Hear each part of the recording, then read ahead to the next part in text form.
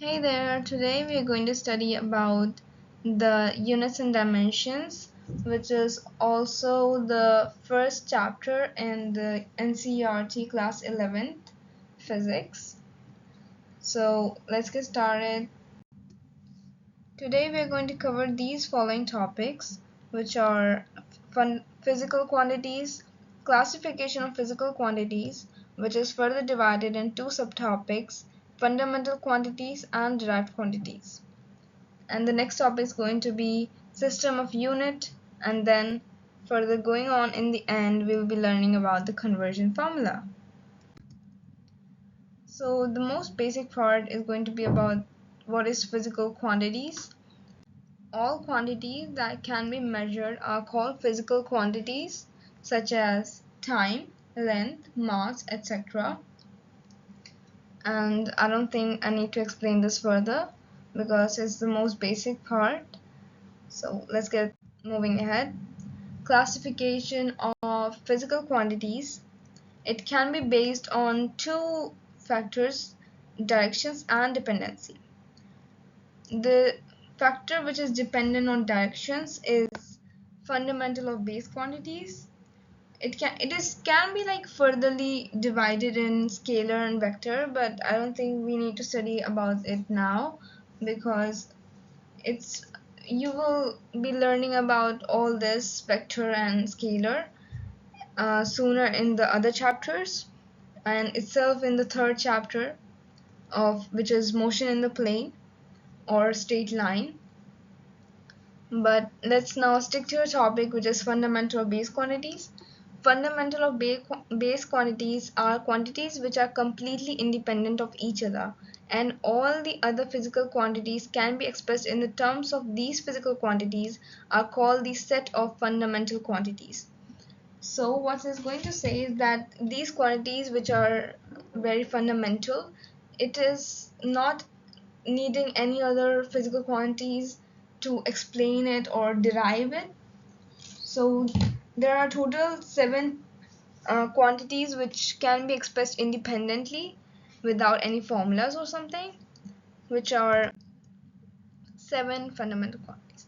These are the quantities, and if you are, maybe it is possible that you have not heard this amount of substance and luminous intensity till now.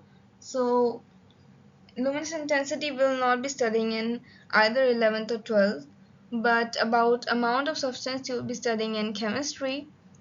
But let's now sticking to the topic, we will be studying that mass have a unit of meter, which you all know, and the units which are written here are SI units, which are accepted globally. So its dimensions that we're going to write in the further topics is going to be m. Then the dimension of L, length, is L, and the dimensions of time, which is T. Actually all these first three are the most important that we'll be using at the max in the throughout chapter, while others are just there for being there. So temperature, you just need to know it, don't have to memorize it, and sooner with practice of more and more questions you will be able to do any questions, mostly because these MLT which is used in many questions. So temperature have a dimension of K, amount of substance have a dimension of mole, and luminous intensity have a dimension of CD, which stands for candela, and then in the end current, which you have studied, have the dimension ampere A. Now let us look further into derived quantities. Derived quantities are the quantities which can be expressed in the terms of fundamental quantities, for example speed, force, momentum, etc. Now if you want to know how are these exactly derived quantities, why are we calling them derived quantities, so let me give you an example. Here we have written, for example, as force. You know the force formula is mass into acceleration. So if you know that mass into acceleration is dependent on two quantities, which is mass, and the other is acceleration. It cannot be derived independently, like what's the force applied on this. If you know the mass and the acceleration, then only you can find about the force of put on the object or any body. So this is going to like be used for most of the questions, that you will be giving any unit, any derived quantities, and you have to show like which quantities is dependent on and how are there going to be dimensions related to it. Let's move further. We have system of units. It's actually not that important portion in the chapter, but we should at least take a look at it, right? So the first system of unit is MKS, which stands for meter, kilogram, and second. If you look at all these three system of units, you will realize that all this S are going always for the time, which stands for second. It's not minute or hour.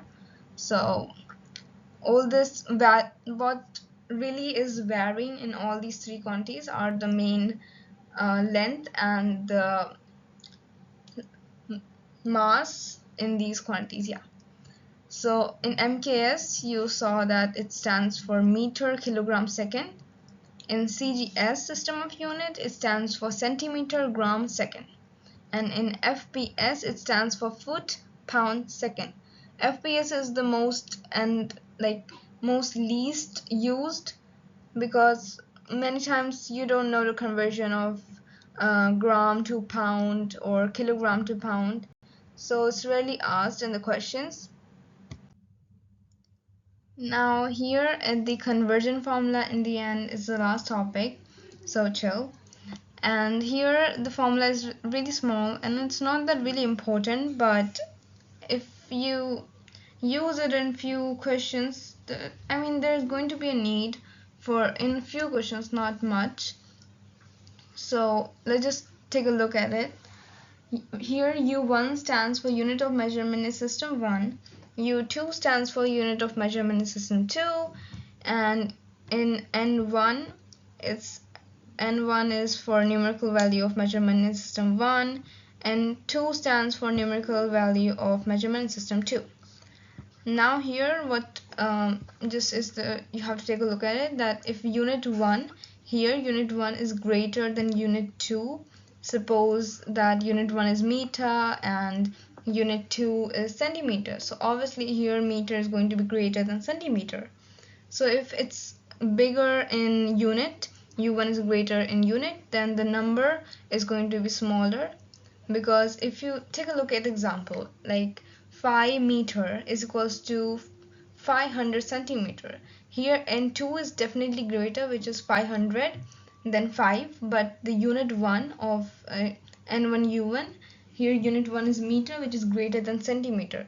So it's always going to be applicable that if the unit 1 is greater than unit 2, then the number have to be smaller than the number 2. So now we have to say goodbye for today, and part 2 will be coming out soon, so stay tuned. Bye bye.